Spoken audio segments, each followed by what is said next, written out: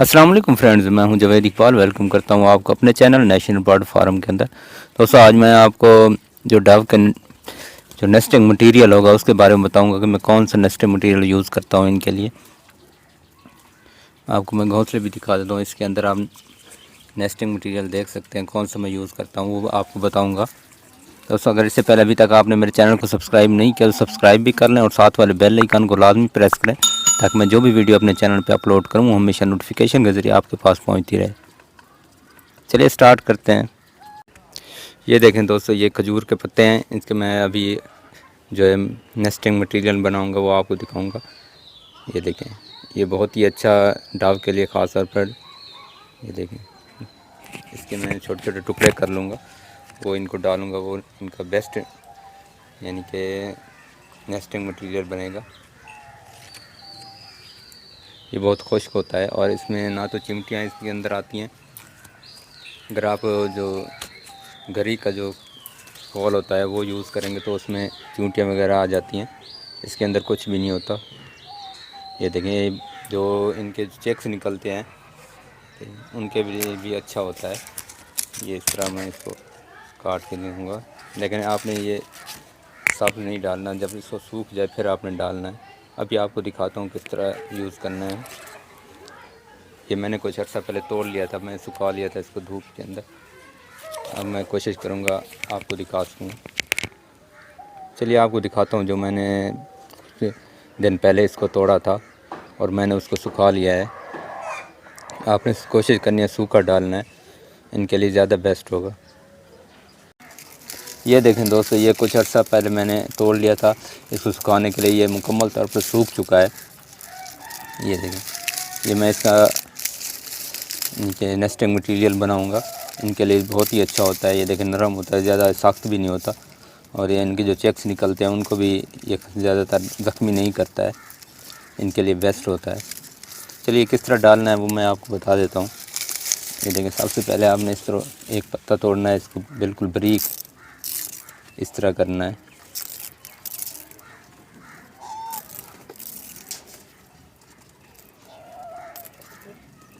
ये आपने छोटे छोटे टुकड़े कर लेने हैं इसके।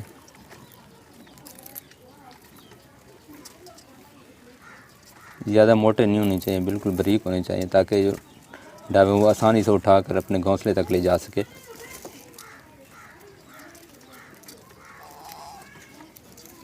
ज़्यादा लंबे भी नहीं होने चाहिए। देखें जिस तरह ये लंबा है, इसको आधा कर लेना है।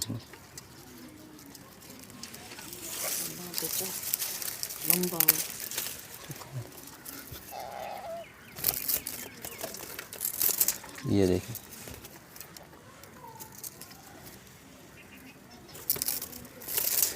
ये इस तरह आपने इसको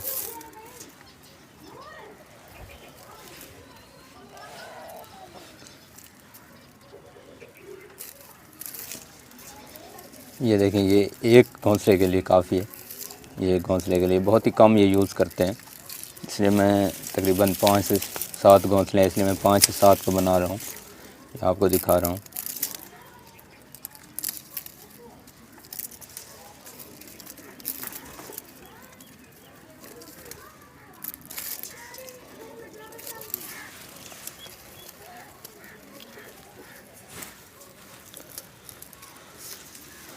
ये देखें, ये सूखा है इसलिए बहुत ही आसानी से बन रहा है। अगर ये सब्ज़ पत्तों में होता है ये बहुत मुश्किल से बनता है। इसलिए मैं कह रहा था आपने पहले इसको सुखा लेना है अच्छी तरह। ये मैंने तोड़ लिया था, ये अच्छी तरह मैंने सुखा लिया है इसको।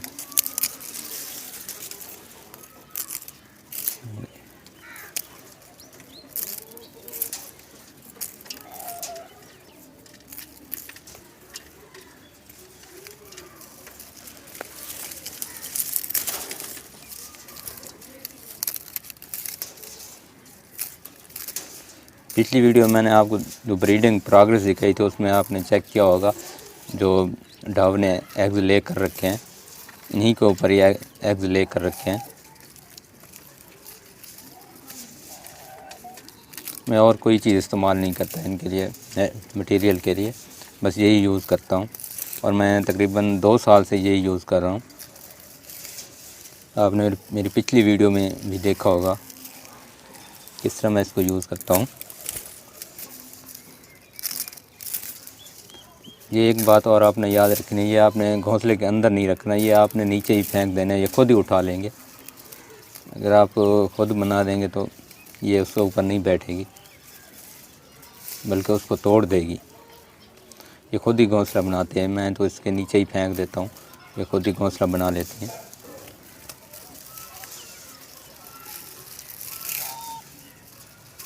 ये देखिए जो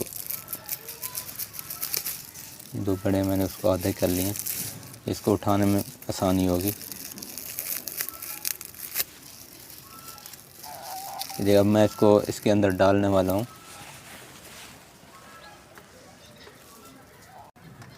ये देखिए मैं इनको डालता हूँ।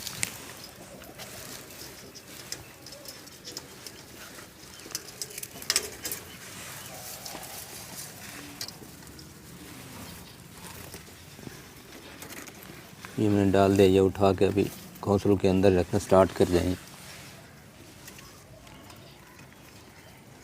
ये देखिए ये खुश्क होते हैं, इसके अंदर चिमटियाँ वगैरह नहीं घुसती हैं और इसके अंदर जो एग्स होते हैं वो भी ख़राब नहीं होते, ज़्यादातर बआसानी से दब बैठ जाती हैं इसके ऊपर।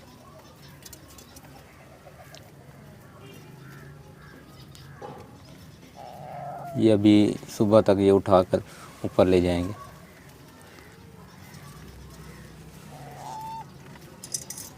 अगर आपने मटेरियल यूज़ करना है तो कोशिश करें यही करें, ये ज़्यादा अच्छा होता है।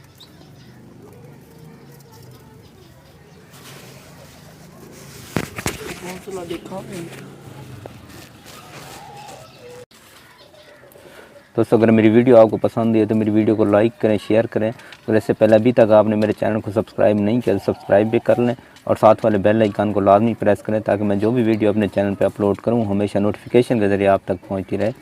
अक्सर मैं जो बर्ड्स की इंफॉर्मेशन होती है वो अपने चैनल पर भेजता रहता हूँ। दोस्तों दुआओं में याद रखिएगा, अपना ख्याल रखिएगा। अल्लाह हाफ़िज़।